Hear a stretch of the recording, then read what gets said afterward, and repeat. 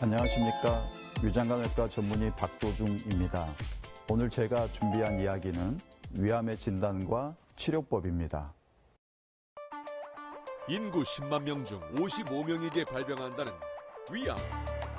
위암의 원인이나 기전은 명확하게 밝혀지지 않았지만 헬리코박터균 감염, 불규칙하고 서구화된 식습관, 음주 및 흡연 등에 의해 위암 발병률이 높아진다고 하는데, 위암의 생존율을 높이기 위해서는 발전된 치료법과 더불어 조기 발견을 위한 정기적인 검사가 가장 중요하다고 한다.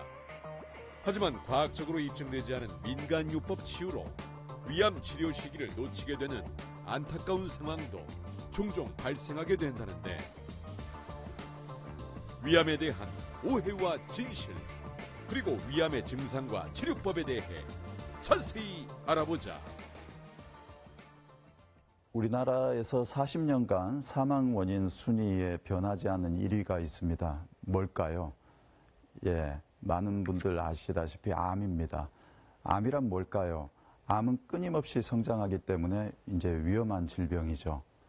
그 암 중에 우리나라에서 그 남성 중에 1, 2위를 다투고 여성 암 중에 5위 안에 항상 드는 암이 위암입니다.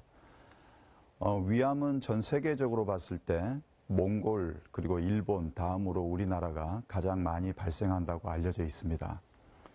그리고 또 위암이 문제가 되는 이유가 또 젊은 연령에서도 위암이 발생할 수 있기 때문에 또 관심과 문제가 되고 있습니다. 특히 보통 이제 위암은 남성이 여성보다 2배 이상 많이 발생하는데, 이 45세 이전의 젊은 연령에서는 여성이 남성보다 많이 발생하는 특색이 또 있습니다.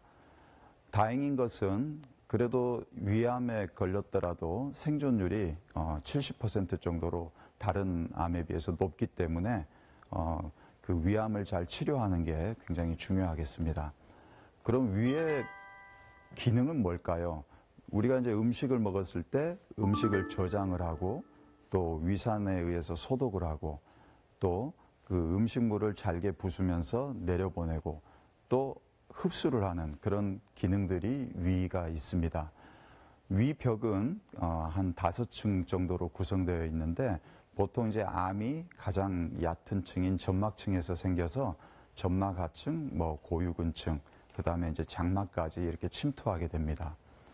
위암은 끊임없이 성장한다고 아까 말씀드렸죠. 그래서 자라나게 되면은 결국은 이제 벽을 뚫고 나와서 이 복강 안으로 이렇게 씨 뿌려진다고 합니다. 그 파종이 되거나, 또는 위암 주변에 많은 림프절이 있습니다. 우리가 감기 걸렸을 때 목이 붓는 것처럼 위 주변에 많은 림프절이 있는데, 림프절은 이제 군대 역할을 하는 거죠. 뭔가 암이 생긴다든지 또는 균이 들어온다든지 하면은 맞서서 싸우는 군대 역할을 하는 건데, 그 림프절로 많이 갑니다.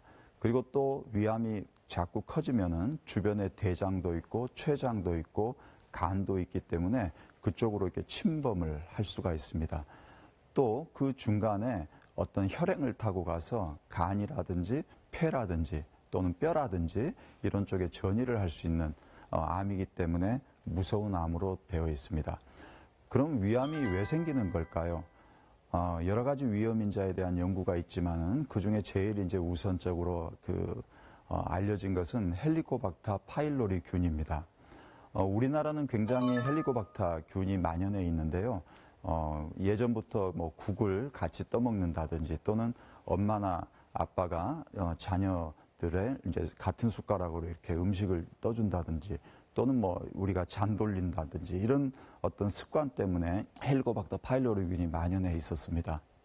그런데 요즘은 이제 어떤 그 위생에 대한 그 관심도 많아지고 또 그런 이제 영향으로 헬리코박터 또 제균도 하고 그래서 많이 줄었습니다. 그래서 헬리코박터 파일로리균이 가장 큰 위험인자로 알려져 있고, 그 두 번째 가장 이제 흔한 위험인자가 바로 식이습관 중에 짜게 먹는 겁니다. 소금이라고도 하는 염인데요. 이 염장식품 또 이 짜게 먹는 거, 이런 것들이 어떤 그 점막을 상하게 하고 점막의 어떤 이렇게 팽팽하게 유지된 그런 어떤 그 배리어들이 상하게 되면은 균이라든지 어떤 나쁜 것들이 들어오게 되죠. 그래서 염이 가장 중요한 짜게 먹는 게 그 식이 습관 중에 위험인자고, 또 하나는 어떤 훈제라든지 이런 가공육, 고기를 가공해서 만드는 이런 음식들, 또 우리가 바베큐 하면서 좀 탄 음식, 이런 음식들 속에는 결국 나이트로스 화합물이란 걸 발생시켜서 그게 어떤 파일로리 균하고 같이 위암을 만드는 위험인자로 되어 있습니다. 또 모든 암에서 다 그렇듯이 흡연이라든지 음주도 그 위험인자로 되어 있죠. 또 특이한 거는 예전에 그 위궤양천공이라든지 어떤 이유로든 위 수술을 받은 후에 남아있는 위하고 소장하고 이렇게 이어졌을 때 이 담즙이 계속 역류하면서 남아있는 위에 한 3, 40년이 있다가 또 위암이 생기는 경우도 있습니다. 그리고 이제 많은 분들이 궁금해하시는 용종이 위암이 될까요? 대부분은 되지 않습니다. 그렇지만 그 용종 중에서도 어떤 그 모양이 좀 다른 용종 몇 개는 그 위암으로 갈 수가 있고, 그렇지만 또 위염과 위궤양은 또 다른 얘기입니다. 위염과 위궤양이 위암으로 발생하진 않지만 그 위염 중에서 일부 만성 위축성 위염, 그러니까 이제 만성으로 계속 얇아져 있는 점막이죠. 그런 만성 위축성 위염일 때는 위암으로 갈 수가 있습니다. 또 하나 아마 많이 들어보셨겠지만 장상피 화생이라는 게 있는데, 이 세포가 소장이나 대장세포로 변하는 겁니다. 그렇게 되면은 어떤 장형 위암이 두 종류가 또 있거든요. 미만형 위암과 장형 위암이 있는데, 그런 장형 위암이 이제 생길 수 있다는 그런 보고가 있습니다. 그리고 이제 마지막으로 가족력이죠. 많은 분들이 그걸 걱정합니다. 우리 가족 중에 위암이 있는데 나는 괜찮을까?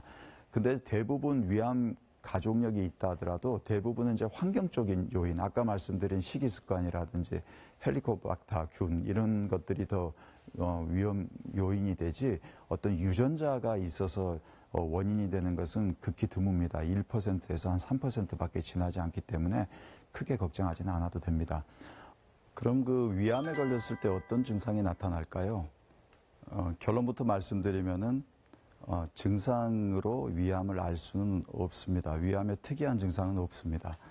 왜냐하면 위염에 걸렸거나 소화성 궤양에 걸렸을 때도 여러 가지 증상이 나타날 수 있는데, 그 증상으로는 뭐 소화불량 또는 뭐 약간 가슴 타는 듯한 자결감, 또는 뭐 막연한 불쾌감, 통증, 또 뭐 오심구토, 또 설사, 변비, 뭐 식후에 위 포만감이 있다든지, 왠지 식욕부진이 있다든지, 또는 이유 없이 체중이 감소하다든지, 또는 너무 피로하고 너무 약한 그 쇠약이라든지, 그 다음에 이제 토열이나 혈변처럼 이렇게 출혈이 있다든지, 이런 모든 것들이 위암이 있을 때 나타날 수 있기 때문에 이것이 있으면 반드시 위암이다, 이런 증상은 없습니다. 그래서 건강검진이 굉장히 중요하게 되고, 특히 이제 초기암일수록 무증상에 가깝기 때문에 나중에 나올 건강검진으로 내시경으로 이렇게 확인하는 게 중요하겠습니다.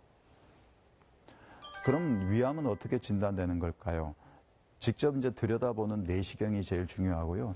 일단 위를 들여다보고 거기에서 뭔가 암이 의심된다고 했을 때는 바로 조직 검사까지 이어져서 이제 진단을 하게 됩니다. 그리고 이제 또 하나의 검사 방법으로는 아마 많은 분들이 이미 검사하셨을 건데, 조영제를 마시고 이제 배를 찍는 영상 검사가 있습니다. 위장관 검사라고 하는 것도 진단 방법 중에 하나인데 내시경보다 정확하지는 않습니다. 그리고 이제 복부 CT, 여러분들 많이 이제 찍는 CT가 또 있을 수 있는데, CT는 결국은 위암을 진단하기보다는 위암을 이미 진단했을 때 다른 장기, 그러니까 간이나 뭐 췌장이나 어떤 다른 장기는 괜찮은지, 그래서 절제가 가능한지 여부를 조사하기 위해서 이제 복부 CT를 보통 찍죠. 그리고 아마 들어보신 분 있을 건데, 내시경 끝에 초음파가 달려서 검사하는 초음파 내시경이 또 있습니다. 이 초음파 내시경으로는 위암이 얼만큼, 아까 한 5층이 있다고 했는데 그 5층 중에 얼만큼 깊이 들어갔는지, 또는 주변에 림프절이 혹시 커진 거 없는지 이렇게 볼 수가 있습니다. 그 다음에 이제 PET라고 하는 게 있는데요. PET. 이거는 이제 굉장히 진행됐을 경우에 암의 전이라든지 재발 여부를 조사하는 데는 좋습니다. 하지만 페트를 찍어봐서 괜찮다고 해서 위암이 없다고 생각하기는 어렵습니다. 실례로 굉장히 유명한 여배우였죠. 근데 이제 그분이 처음에 내시경을 하지 않고 페트를 먼저 찍어보고 괜찮았어요. 그러니까 나는 괜찮다고 했는데 결국은 나중에 사기로 늦게 발견됐습니다. 그래서 결국은 내시경이 굉장히 중요하다는 것. 그리고 이제 다른 검사에서 뭐 복부에 뭐가 이상한 게 보이는데 확실하지 않다. 그러면은 직접 이렇게 복강경으로 들여다보고 진단을 할 수 있는 진단적 복강경도 하나의 방법이 되겠습니다. 아까 이제 건강검진이 중요하다고 했는데요. 실제로 건강검진에 의해서 발견된 군과 증상이 있어서 위암이 발견된 그 그룹을 비교를 해보았습니다. 근데 이제 놀랍게도 건강검진을 통해서 발견된 분들은 대부분 90% 이상 1기, 초기로 끝났어요.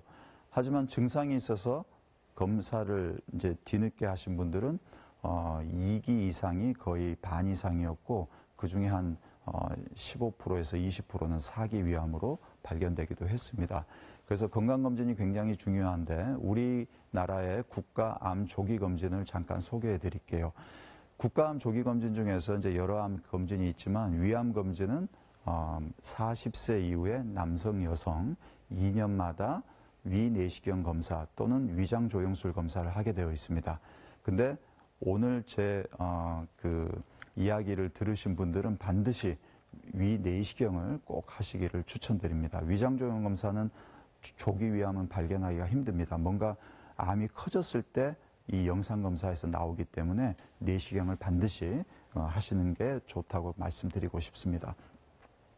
아까 이제 조기위암이냐 진행위암이냐 많이 말씀을 드렸는데 어떻게 분류하는지는 이제 지금 말씀드리겠습니다. 조기위암이냐 진행위암이냐는 아까 이제 제가 암이 점막층에서 생긴다 그랬는데 점막층에서 생겨서 점막 하층, 근육층 자꾸 내려갑니다. 그래서 점막층에서 생긴 게 하나 정도 내려간 점막 하층까지 내려가면은 조기위암이라 그러고 근육층 이상 더 파고들면은 진행위암이라고 합니다. 아주 간단한 분류죠. 근데 이제 조기위암이라 하더라도 가끔 림프절이 많이 가 있게 되면은 3기까지 또 뛸 수가 있습니다. 그래서 조기위암이냐 진행위암이냐는 단순히 그냥 침투 깊이에 따라서 나눈 것이지 모든 것을 고려한 거는 이제 나중에 나올 병기입니다. 1기냐, 2기냐, 3기냐, 4기냐. 그건 뒤에 또 자세히 말씀드리겠습니다. 이제 조기위암은 분류가 여러 가지가 있습니다. 4가지 분류 정도 있는데 1형, 2형, 3형이 있습니다. 근데 이제 그 튀어나와 있는 거, 이렇게 뭐 혹처럼 보이는 튀어나와 있는 건 1형. 또 그냥 색깔만 좀 변화된다든지 약간 파여 있거나 이러면 2형. 그리고 완전히 궤양처럼 파여 있으면 3형으로 나누고요. 이제 진행위암은 조금 더 명확하게 그 혹이라 하더라도 굉장히 크게 이렇게 형성돼 있죠. 그리고 2형이나 3형은 또 궤양도 굉장히 깊이 이렇게 분화구처럼 이렇게 파여 있습니다. 이걸 이제 진행위암의 유관적 분류는 보만이라는 분이 그 분류했다고 그래서 보만형이라고 하는데 보만형은 1형, 2형, 3형, 4형이 있습니다. 제가 이제 4형에 대해서는 좀 말씀을 드리고 싶은데 1형, 2형, 3형은 눈으로 보입니다. 근데 4형은 이게 점막에서 생겼지만 점막 하층 밑으로 해서 옆으로 이렇게 소리 없이 퍼져나가는 정말 조용하거든요. 밖에서 봤을 때는. 근데 안에서는 이미 퍼져나가기 때문에 이미 위를 다 차지하고 있고 그 탄력도 없어지게 됩니다. 그래서 실제로 6개월 전에 위내시경을 심지어 했는데 4기로 발견되는 경우가 있습니다. 그때는 보면은 보만 4형일 가능성이 많았습니다. 그래서 아직도 이제 이 보만 4형을 어떻게 하면 우리가 놓치지 않고 진단할 수 있을까?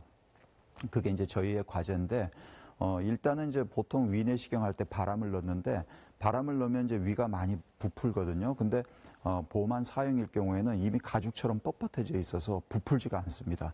그리고 위가 굉장히 부어 있는 것처럼 보여요. 그럴 때는 이제 의심을 하고 CT를 찍어보든지 이런 걸 하면은 그래도 보만 4형을 진단을 할 수가 있을 거라고 보고 저희가 많은 연구를 지금 하고 있습니다. 그럼 이제 위암이 진단됐을 경우에 치료는 어떻게 할까요? 많은 분들 아시는 것처럼 수술적인 절제가 그러니까 떼내는 거죠. 나쁜 거를 떼내는 게 유일한 근치적인 치료입니다. 예전에는 이제 표준 수술은 이런 그 위를 70% 또는 100%다 절제하고 그걸로 그치지 않고 위 주변에 있는 아까 림프절이 굉장히 많다 그랬죠. 수십 개의 림프절이 있는데 그 림프절까지 광범위하게 절제를 하는 것이 표준 수술입니다. 근데 이제 요즘은 일찍 발견되면서 내시경적 절제, 그러니까 오려내는 거죠. 내시경으로 수술까지 가지 않고 뭐 포를 뜬다고도 하는데 오려내는 걸로 끝날 수도 있고 그보다는 조금 진행된 경우에는 이제 수술적 절제가 필요한데 예전처럼 뭐 70%나 다 자르지 않고 한 반 정도 자르거나 또는 뭐 기능 보존 수술이라고 해서 많이 남기는 수술도 요즘은 하고 있습니다.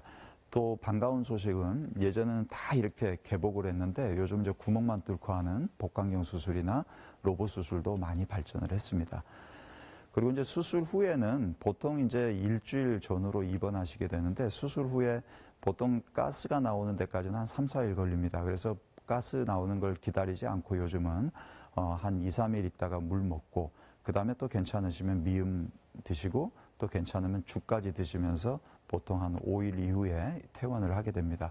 그리고 이제 보통 피주머니라 그러는데 이 이제 수술한 부위에 고이지 말라고 이렇게 배액관을 하나 넣어놓지만은 그것도 이제 한 3, 4일 후에 이제 제거하게 됩니다. 그리고 요즘은 수술의 진행 과정이 이제 다 표준화되어 있기 때문에 어딜 가서 수술을 받든지 간에 거의 비슷하게 이 수술 후 관리가 되고 있습니다. 이제 그 위암 수술을 잘 받고 이제 치료도 잘 받고 이제 퇴원하실 때쯤 제일 궁금한 게 이제 병기죠. 몇 기냐 하는 거. 이 위암의 병기는 암의 진행 정도가 어떻게 되느냐를 이제 얘기하는 겁니다. 위암의 병기는 크게 위벽을 얼만큼 깊이 침범했는가 이런 T병기가 있고요. 또 주위 림프절 전이가 몇 개나 있었느냐, 얼마나 되었느냐 하는 N병기가 있습니다. 그리고 또 간이라든지 폐라든지 복막이라든지 다른 장기로 혹시 원격 전이는 없는지 보는 게 이제 M병기인데요. 이런 T, N, M 병기를 조합을 해서 이제 최종 병기가 결정이 됩니다. 이 병기가 어떻게 되느냐에 따라서 생존율이 달라지는데 보통 우리가 생존율을 얘기할 때는 5년을 얘기합니다.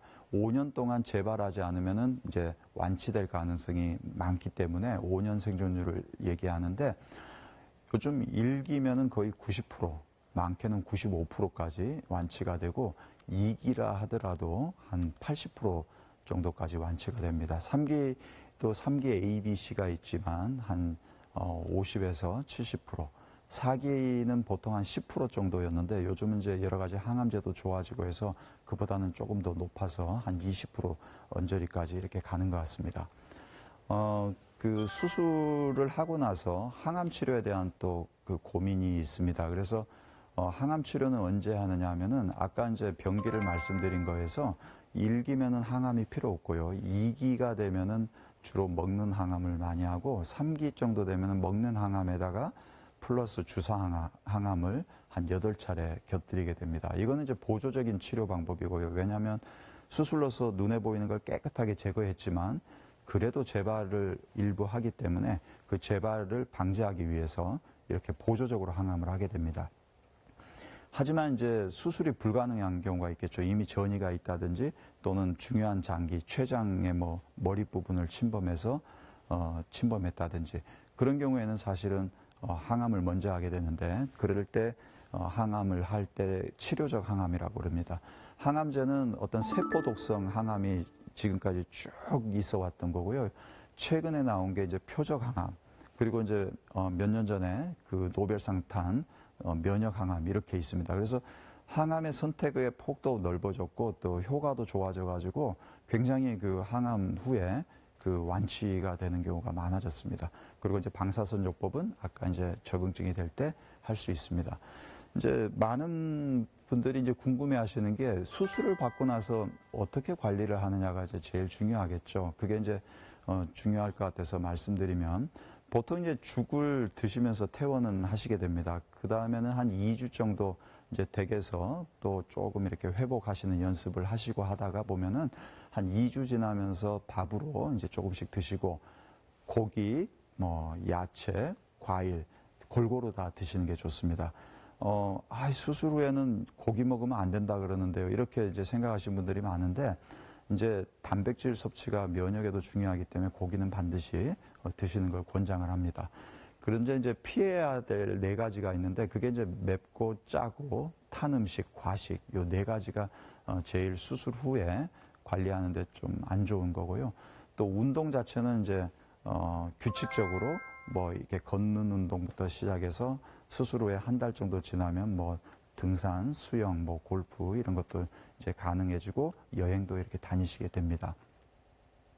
제일 중요한 것 중에 하나가 한 달에 한 살씩 먹는 어린이 위다 이렇게 생각하시는 게 좋습니다. 그래서 수술하고 나서 바로 이제 한 달이 안 지나면 이제 돌진한 아기 위하고 같거든요. 그러니까 조금만 먹어도 배가 차고 또 거북하게 됩니다. 그래서 소량을 꼭꼭 씹어서 천천히 드시는 게 굉장히 중요하고, 한 두세 달 지나면 이제 서너 살 된 어린이 위가 되니까 그때는 이제 반 공기가량 이렇게 좀 드실 수 있습니다. 그래서 이제 그렇게 생각하시면 굉장히 쉽게 관리를 할 수가 있고요. 한 가지 꼭 말씀드리고 싶은 게, 이제 수술 후에 많이 어지럽다고 하시는 분들이 많습니다. 그 이유가 대부분 뭐 빈혈이 있어서 그런 것보다는 덤핑 증후군이라고 하는 건데요. 음식물이 빨리 내려가면서, 왜냐하면 이제 위에는 십이지장 내려가기 전에 괄약근이 하나 있습니다. 유문이라고 하는 괄약근이 있는데, 그게 우리 몸에서 위 안에서 음식물이 잘게 부서져서 즙이 될 때까지 딱 버티고 있는데, 이제 수술하고 나면 이제 유문이 없어지는 경우가 많거든요. 그러면은 이게 조절이 안 되고 바로 내려가는 거죠. 그러면서 혈압이 낮아져서 어지러워오는 이제 조기 덤핑이 있고요. 그거는 이제 식사 후에 한 30분 정도 있다 일어나고, 식사 후에 한두 시간 있다가 어지럽고 식은땀 나고 갑자기 주저앉는 경우가 있습니다. 어떤 분은 그 쓰러지는 경우도 있는데, 이런 경우는 순간적으로 인슐린 분비가 많이 생기면서 혈당이 뚝 떨어져서 그렇습니다. 그래서 그런 증상이 나오면은 사탕이라든지 뭐 과자라든지 작은 걸 무조건 드셔야 됩니다. 그러면 금방 좋아지고요. 이걸 이제 예방할 수 있는 방법은 평소에 좀 덜 달게 드시고 탄수화물, 밀가루 음식을 좀 줄이시면은 훨씬 이런 증후군을 예방할 수 있고, 이게 생겼을 경우에는 바로 뭘 드셔라. 이게 이제 팁이 되겠습니다.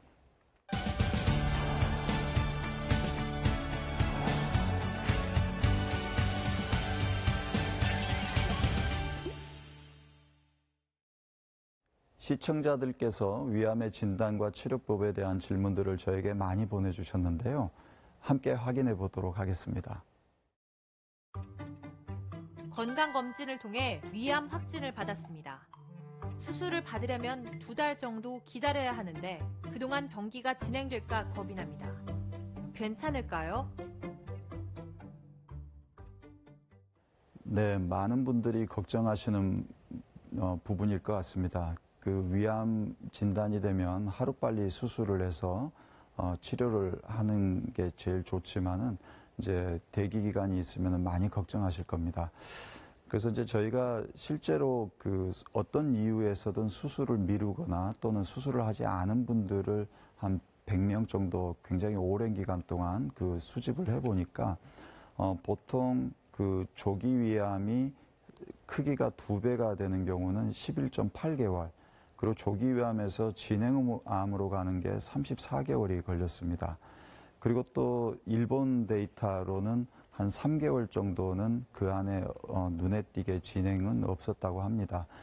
그래서 2달 정도 기다리는 동안에 어떤 병기가 진행되지는 않을 거라고 생각됩니다만, 워낙 또 개인차가 크고 또 될 수 있으면은 진단받고 나서 빨리 수술할 수 있는 곳에서 수술을 받는 게 가장 좋은 방법이지 않을까 이렇게 생각이 듭니다.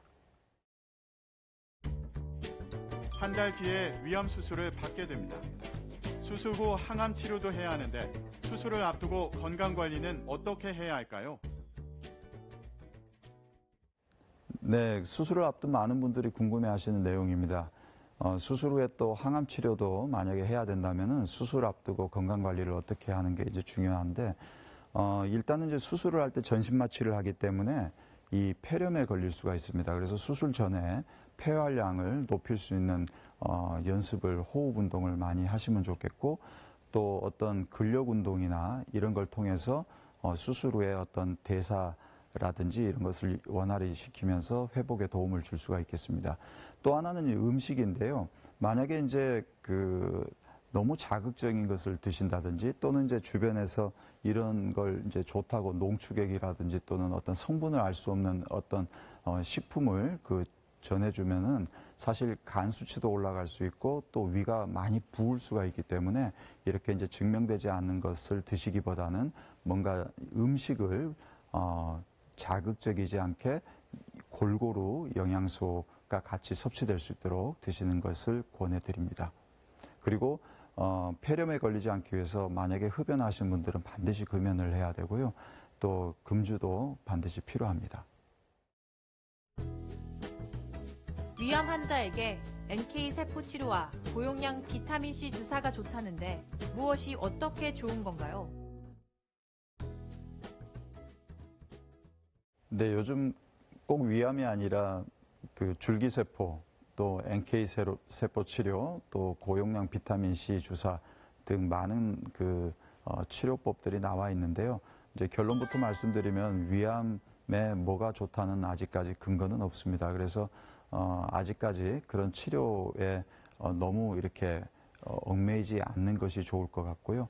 또 비타민 C가 아까 이제 예방 요인이 되지만은 비타민 C를 고용량 주사를 맞았을 경우에 과연 위암의 어떤 생존율이나 완치율을 높인다는 것은 아직까지는 의견이 분분하기 때문에 전문의와 상의하면서 하시는 게 좋을 것 같습니다. 30대 초반 여성입니다. 역류성 식도염이 심한 상태인데 추후 위암으로 발전될 가능성이 있을까요? 네, 많이 질문하는 것인데요. 역류성 식도염, 아까 이제 위염과 위궤양 이 세 가지가 모두가 다 걱정하시는 부분입니다. 결론부터 말씀드리면은 위염이나 위궤양이나 역류성 식도염이 위암으로 진행되지는 않습니다. 하지만 아까 위염 중에서도 만성 위축성 위염은 우리가 이제 위암으로 진행될 수 있는 위험이 있다고 말씀드렸고, 역류성 식도염이 오래되면은 이 식도하고 위 접합부에 약간 변형을 가져오게 됩니다. 그게 이제 발해식도라고 하는데, 이 발해식도가 또 오래되면은 식도암에 걸릴 수 있기 때문에 위식도 역류를 너무 이렇게 만성적으로 치료하지 않고 놔두는 것은 좋지 않을 수 있기 때문에 위식도 역류도 생활습관 개선이나 적절한 어떤 약을 드신다든지 이러면서 치료를 하시는 게 좋겠습니다. 드라마 속 인물들이 자주 걸리는 암이 바로 위암입니다. 그런데 그들은 대부분 치료를 받고 일상생활에 복귀해 행복한 삶을 살아가죠.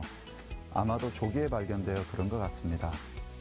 위암, 조기에 발견되면 내시경이나 복강경 절제술로 치료를 받을 수 있고 일기 완치율은 90%가 넘는다는 사실을 꼭 기억하시길 바라겠고요. 40대 이상인 분들은 꼭 2년에 한 번 위내시경 검사를 통해 위 건강을 체크하시기를 당부드립니다.